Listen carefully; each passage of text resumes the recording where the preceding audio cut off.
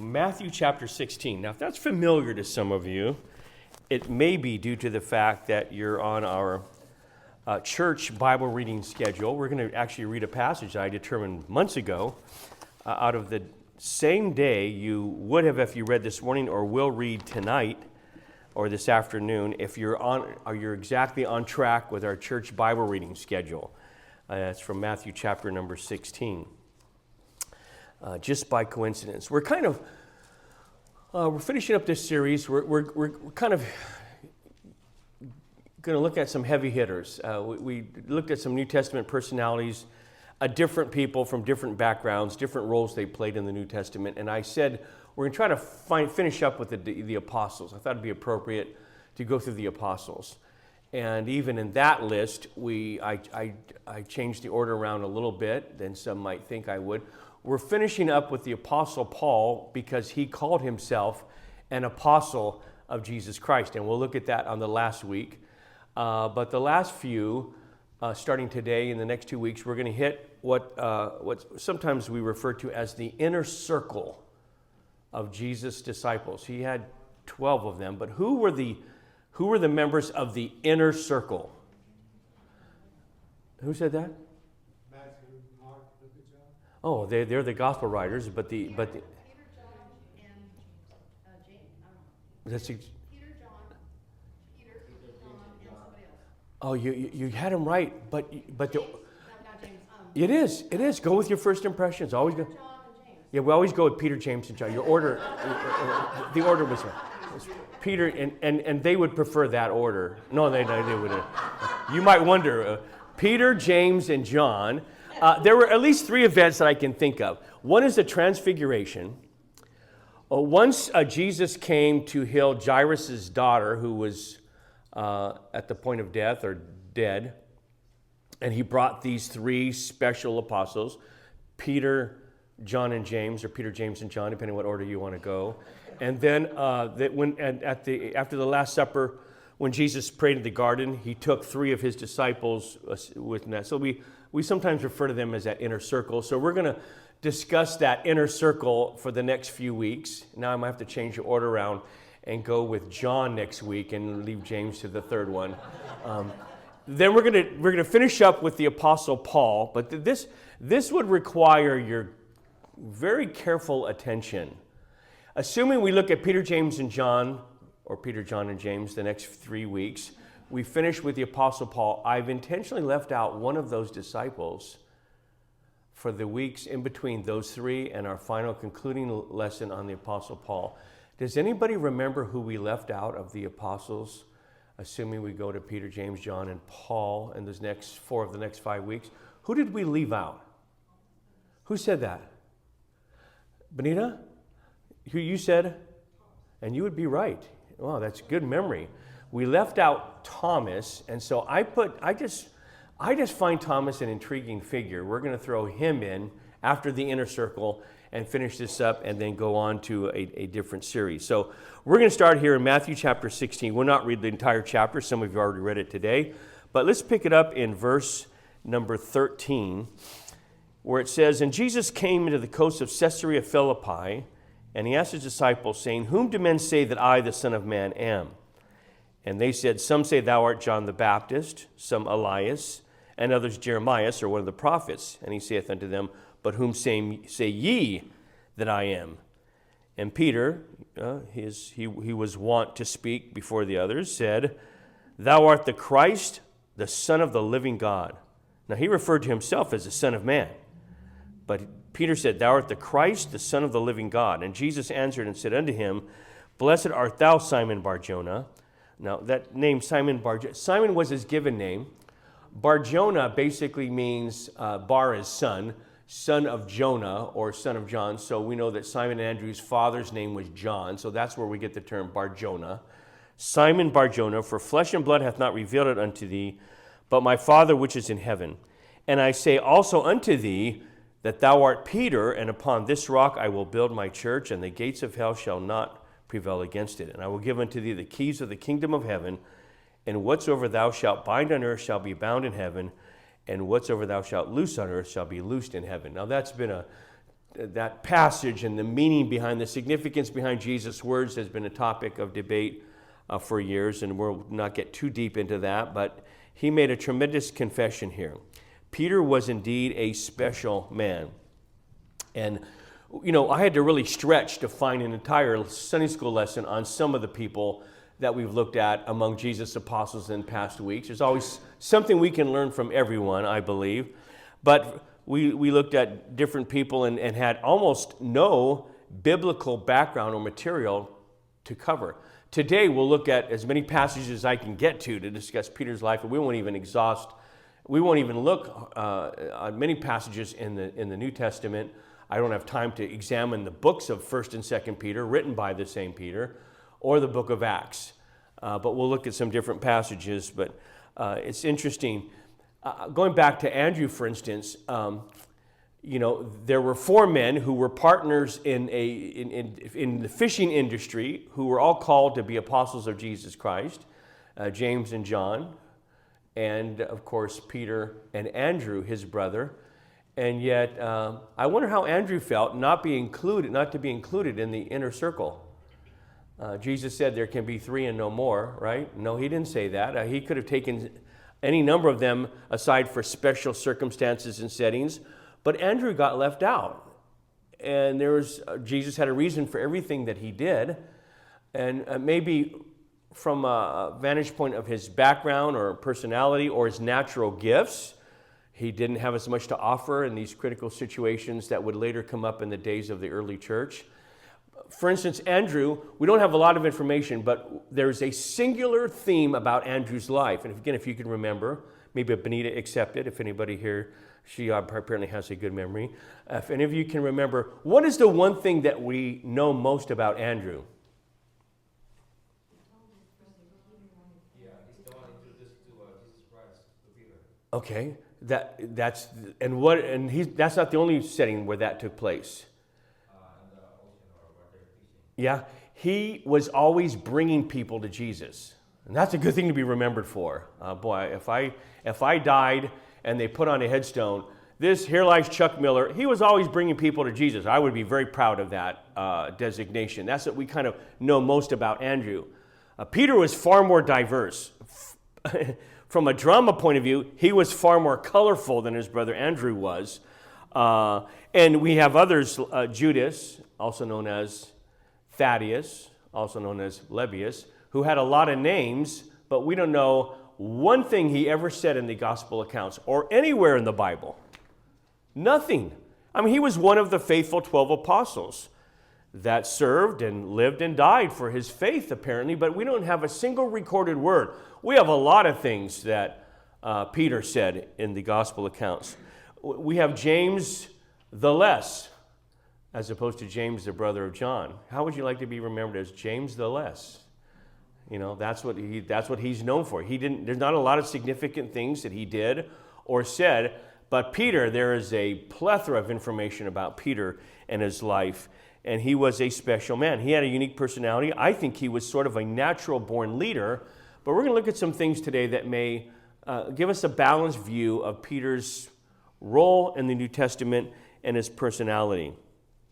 In the New Testament, he was often the first to speak or the first to act. We all have heard that he's impetuous or impulsive. He would do things without thinking about it first. Are you married to somebody like that, folks? Do things and then you'd say, why would you do that? Well, just something had to be done, so I just did it, something, and sometimes that can get us in bad spots when we don't think it through. By the way, I would argue for people like that, there are also others who are spending their whole time wondering whether they should do it or not, and they never do anything. At least he did something, even if it wasn't always the right thing. He was enthusiastic about what Jesus was doing. He was bold in his faith. Certainly after the Lord ascended to heaven, he was a tremendous preacher of the gospel and a man that God greatly used. That's why in Matthew 16, verse 18 of our text here, Jesus gave him the designation or the name Rock. You're the Rock. And he was kind of a rock-solid kind of guy. But there's another side to his personality we'll look at as we consider some points. I want you to see, first of all, Peter the overwhelmed one. When he was called to be an apostle, if we didn't know the beginning from the end, we might say he was probably the first in line. Like, oh, you're looking for someone to change the world, make an impact, to face dangerous situations fearlessly. That you probably want me on your team, Jesus, because I'm the rock. Well, that's not really how it started. And again, we'll be looking at a different passage here. But in spite of this brashness that he had, or boldness, or outspokenness, there was a different side to Peter that we don't always look at. For one thing, he had a tender conscience. And that demonstrated itself in a lack of confidence in certain settings. I want you to look, if you would, with me to Luke chapter 5. Again, I'm going to try to get to as many of these passages. There's so many good things we could look at. Really, a guy like Peter, certainly like Paul, we could spend weeks just on one central figure like Peter. Just looking at different things about his life. We're going to cram it all into one Sunday, but I'm going to have you turn to some passages and get a different view, perhaps, of what our mindset might be about Peter. In Luke chapter 5, verse 4, it says, "Now when he left speaking, he said unto Simon, Launch out into the deep, and let down your nets for a draught. And Simon answering said unto him, Master, we have toiled all the night, and have taken nothing. Nevertheless, at thy word I will let down the net. And when they had this done, they enclosed a great multitude of fishes, and their net brake. And they beckoned unto their partners." Well, who were their partners? James and John, which were in the other ship, that they should come and help them. And they came and filled both the ships, so that they began to sink. When Simon Peter saw it, he fell down at Jesus' knees, saying, Depart from me, for I am a sinful man, O Lord. Look at that interesting comment from this impetuous, bold man. For he was astonished, and all that were with him, at the draught of the fishes which they had taken. And so was also James and John, the sons of Zebedee, which were partners with Simon. And Jesus said unto Simon, let me turn the page here, Fear not, from henceforth thou shalt catch men. So Peter had a sense of humility that's not often observed if you look in the different passages, because of the many times he stood out and did sometimes outrageous things. I mean, lopping off the ear. By the way, I don't think he was aiming for the ear. Lopping off the high priest's servant's ear was a pretty impetuous act and a bold act. And when they had come to arrest Jesus Christ, I mean, we know him more for that picture, but he really had a sense of humility. Someone said this, discussing the difference between Peter and Judas Iscariot. They said, both denied Christ, but Peter had the humility that will spare him from despair. Judas had no humility, and his despair led to his downfall. There's an incident, we don't have time to turn to that one, it's in the book of Acts, where you may remember we talked about this Jerusalem council. There was some dissension among the church leadership, among the role of Gentiles in the church. And as they were preaching in various areas, Gentiles were coming to Christ in large numbers. And there were some in the church at Jerusalem and around that area who were saying, okay, that's fine, we'll let them into the church, but they have to submit, these Gentiles have to submit to acts that were common to the Jewish faith, namely circumcision and some dietary regulations. And so Peter, if we're going to be honest and look at scriptures and consider his role in how all this is being played out, Peter was at that time a main leader at the church of Jerusalem. And he sort of sided with some of the people there, sometimes referred to as Judaizers. They wanted the Gentiles to submit to certain Jewish acts and rituals to be included into the church. And Peter sort of sided with them and supported this view. Well, there was another guy out there ministering in the regions all around and focusing his ministry on Gentiles. That other guy was Paul, another giant of the faith in the early days of the church. And Paul, when he heard what was being said and done and how these men were trying to require Gentile converts to submit to circumcision and other Jewish practices before they would be allowed into the church, Paul got heated about it, got very upset about it. And he came back to Jerusalem, and they had this council, this meeting where they hashed this out. And if you look at the details about this setting and what Paul said, directed towards men like Peter, Keeping in mind that Peter was at that time a central figure, if not the leading pastor at the Church of Jerusalem.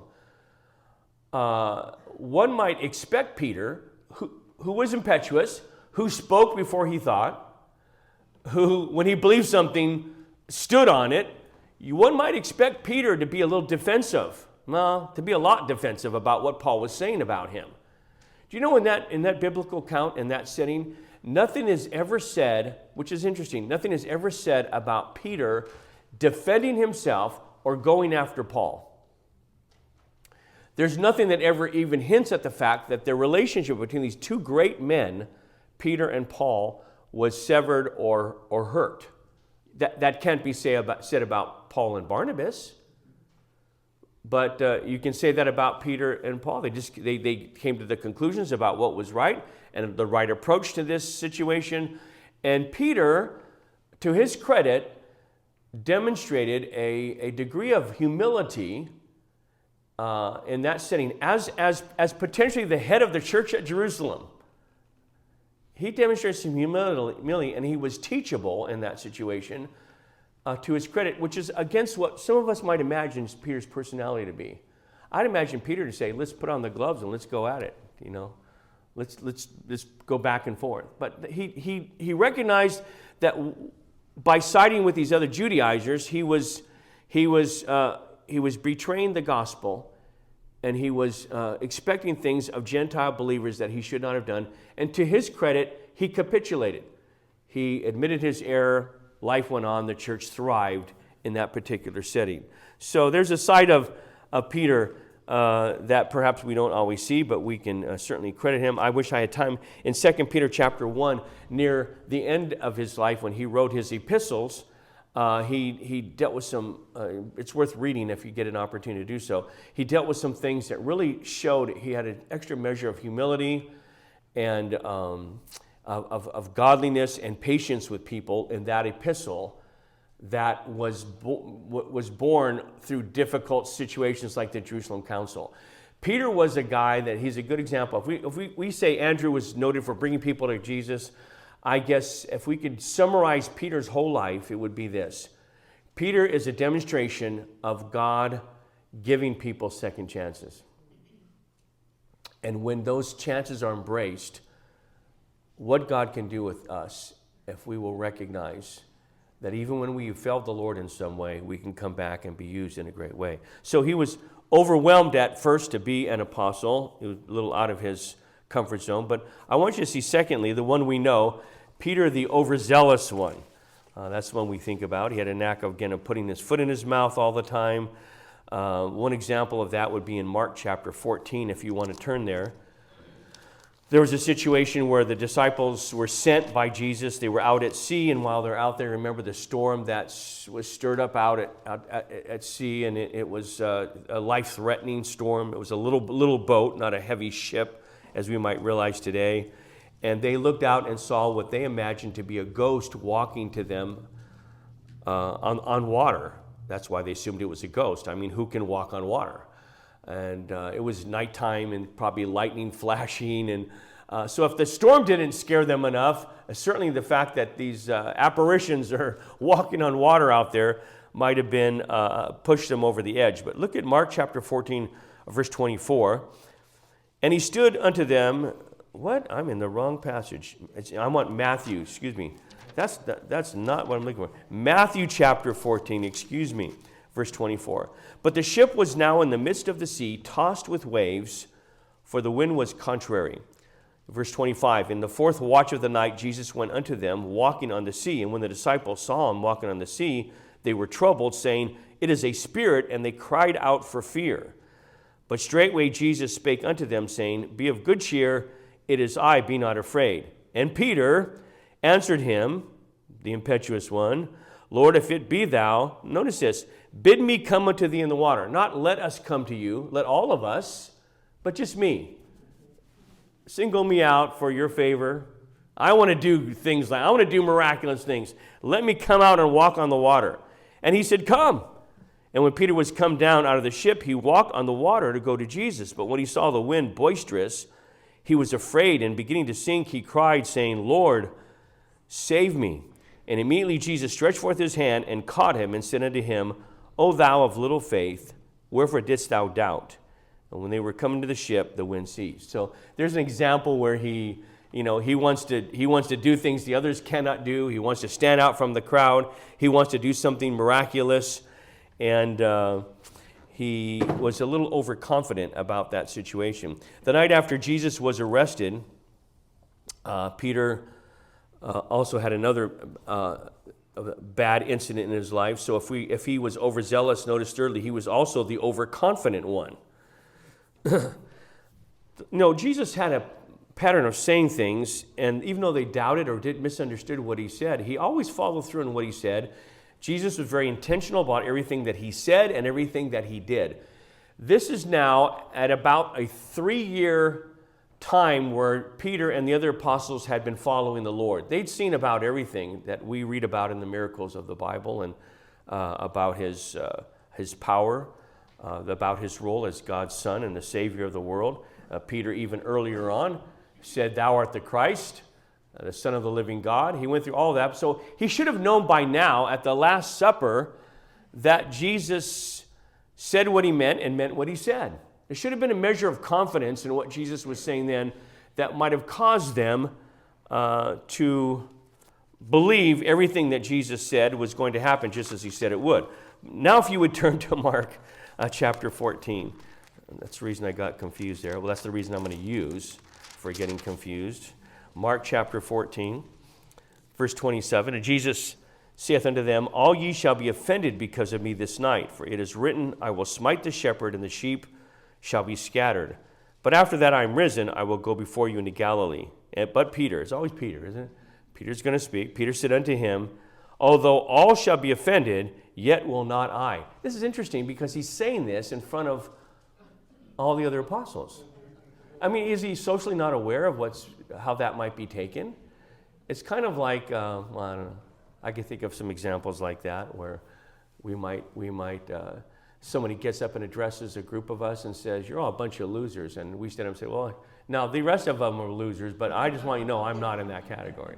I mean, he's just completely oblivious of the fact that the other apostles are sitting right next to him in that same setting. Jesus, in verse 30, said unto him, Verily I say unto thee, that this day, even in this night, before the cock crow twice, thou shalt deny me thrice. But he, Peter, spake the more vehemently, If I should die with thee, I will not deny thee in any wise. Likewise also said they all. So he said, even if all these other guys are going to fail you, you can count on me, Lord. I'm going to be there. I'm your right-hand man. I have a special relationship. I'm part of the inner circle. I'm the rock. You name me the rock. These other men here, they may be cowardly, they may deny you, but you can count on me. I'll be with you.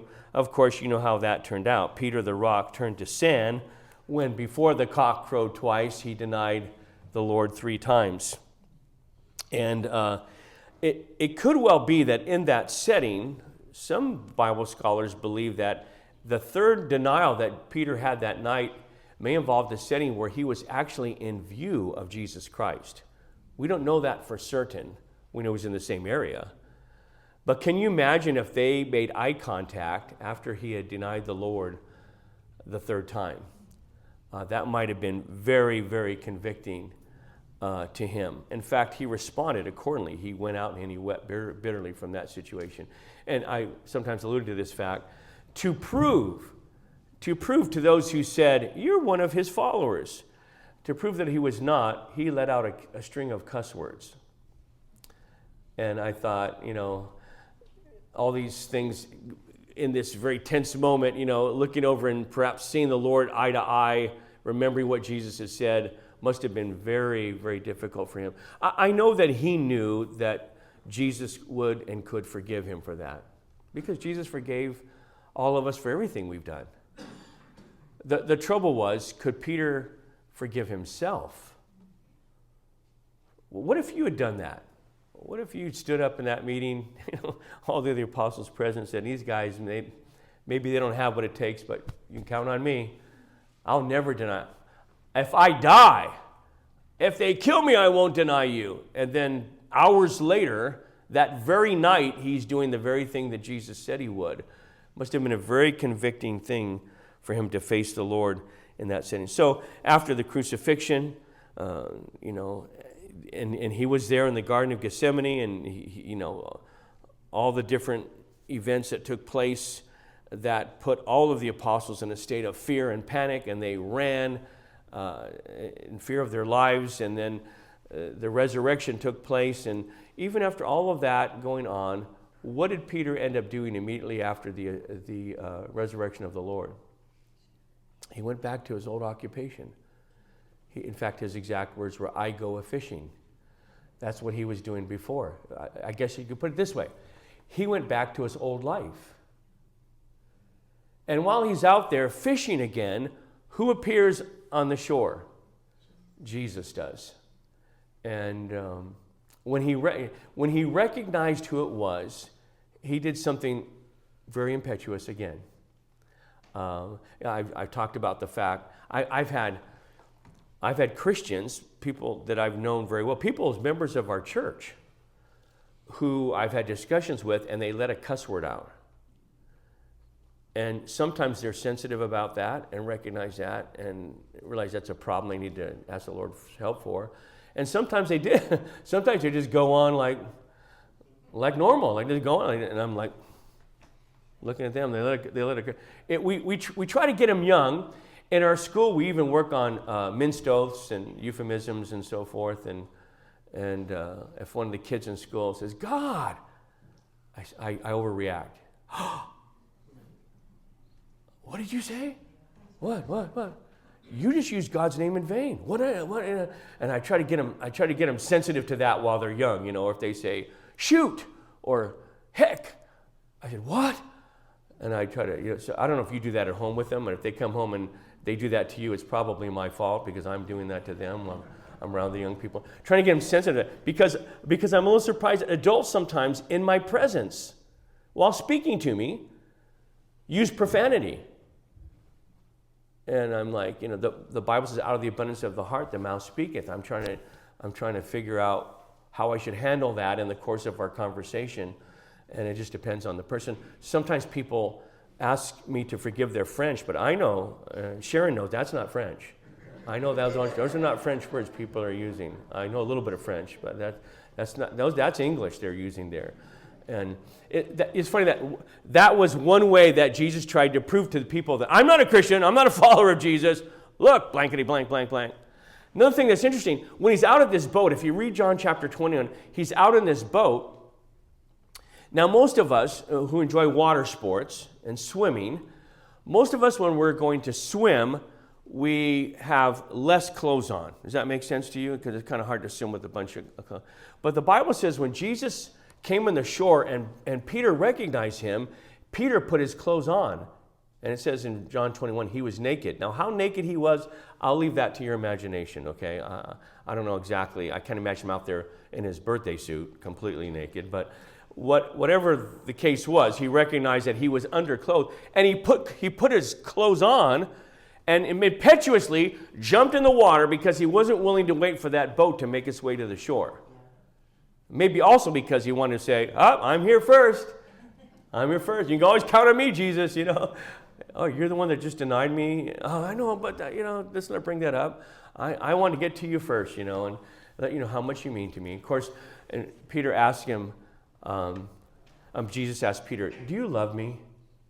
"Well, of course I love you." How many times did he ask him that question? Yeah, and it wasn't coincidental, Jan. He denied the Lord 3 times, and Jesus asked him 3 times if he loved him. You see how God just worked patiently? He could have stood there when Peter drug his wet body with his fisher's coat on, whatever that, or dragged himself up on the shore, looked at him and said, "Hey, Peter, remember we were having that discussion at the Lord's Supper, the Last Supper there? We celebrated the Passover? Remember when you said you'll never deny me? That you'll die before you deny me? Well, what happened there? Remember in the garden? I saw you over there by the fire warming your hands." He never refers to that story, that incident in his life. There's something to be learned about that. Sometimes people do stupid things and wrong things in their lives, and they don't always need us to rehearse that. with them every time. They're already deeply convicted about that. And many times they've already learned a lesson from that. It's good for parents to keep that in mind with your children. You know, sometimes it's better just to pick up the pieces and go on and try to build them up to do the right thing in the future. And Jesus, just so wise, patiently knew how to deal with Peter. Do you love me, Peter? Yeah. Well, do you love me? Yes. Do you really love me? And then he's getting embarrassed. Yes, you know I love you. And his answer was the same, feed my sheep. And that's exactly what Peter did with his life.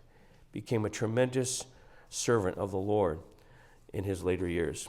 So I want you to see finally, Peter, the overachieving one. The Lord used all of these mistakes and failures to build him into the man that he would ultimately become, and his humility and devotion was and is a challenge to all of us, and the fact that God can give us second chances to kind of to finish out what would ultimately happen to him. He was willing, after the Lord's resurrection and the filling of the Holy Spirit on the day of Pentecost, he was the primary preacher in a setting where thousands came to faith in Jesus Christ. He became, some believe he was the head pastor at the Church of Jerusalem, which is the main church during that day, the head pastor in that church until he turned it over to James later on. And he ultimately would travel to Rome, experience hardship. He faced death. He's a main figure in the book of Acts, and the only reason they believe he left that setting there in Jerusalem was to minister to people like Cornelius. God sent him specifically ironically, to Gentile people for him to reach, because he was the one that had some difficulties with Gentiles early on. We know that he appears in the book of Acts in the cities of Antioch and Corinth, but really through his epistles, that 1st and 2nd Peter, and I hope as we come to that passage in our Bible reading, or when next, whatever Bible reading program you're on or you like to follow, when you read the books of 1st and 2nd Peter in the future, I hope you connect the dots to Peter, this impetuous man who denied the Lord, and read his books with the thought of a man who experienced all these tremendous tests in his life as a disciple of Jesus Christ. In those epistles, you'll find a sense of warmth and sincerity. You'll find a lot of information about faith in times of testing. If you're being tested, your faith is being tested, read 1st or 2nd, or 1st and 2nd Peter to gain encouragement. You'll see his reliance upon Christ during times of suffering, and you'll find an unfading hope in a future glory. Tradition tells us, Emiliano, you're way in the back, but I still see you, so we're going to call you to duty, man. Tried to get out of your work today, I saw that, but I spotted you. Nobody can pass these out like you can. It's hard to find a substitute. Thank you, sir. Tradition tells us that he died in Rome, martyred for his faith, and that when they were about to crucify him, he asked to be crucified upside down. That's hard enough to go through such an agonizing death, but he wanted to be crucified upside down because he said, according to tradition, he was not worthy to die in the same manner as his Lord and Savior, Jesus Christ. And so this rock that we know as Peter left a tremendous impression upon all of us. Real quickly, in the couple minutes I have left, the handout you have, you'll see I could have fit 2 or 3 pages on Peter. Some I'm struggling to get 8 points out of him, but I do have a typographical error on this sheet, so whoever typed this out, I want to correct that error made on that sheet, so I'll draw attention to it. His original name was Simon, the son of Jonah, or son of John, but Jesus, of course, changed it to the Rock. He was a fisherman by trade, and partners with James and John, who were also brothers, 2 sets of brothers. We know that at least 4 of them were fishermen, but they would become fishers of men. He was one of Jesus' closest disciples, part of that inner circle that Victoria alluded to, and there they are. They were together at the transformation, raising of Jairus' daughter, and while he prayed in the Garden of Gethsemane, taken aside apart from the other apostles, indicating some measure of closeness and trust that Jesus had in that inner circle. He sometimes had a temper and acted impulsively. We talked about the high priest's ear. That's where the typographical error is. During Jesus' arrest in the Garden of Gethsemane, he cut off the ear of the high priest's sermon. I don't think the high priest had a sermon. I think he had a servant. So Lisa, if you would pay attention to those details in the future and not make me look bad. My wife doesn't type she gives me all my sermons, but she does not type them out. I physically type them out after she gives them to me. And, right, Lisa? She's not admitting to that. You do have a part in those sermons, though, do you not? After they're preached, sometimes she'll say, no, I won't go into that. He is known for denying the Lord 3 times. We already talked about that. First disciple to enter Jesus' tomb. Well, that's interesting. First disciple to enter Jesus' tomb following the resurrection. Trivia question. Did he arrive first at the tomb? No. John, he didn't name himself, outran him. So John, was a faster runner, or perhaps a younger man. Well, I meant that when they came back and said, hey, the tomb is empty. What? And so there was a race, and it was William and Jared, and William and Jared, and William and Jared. And Jared won, but William went into the tomb first because he wanted to see. So even though John got there first, he was a little bit like, I don't know if we should be doing this, but Peter didn't care. He went into the tomb first.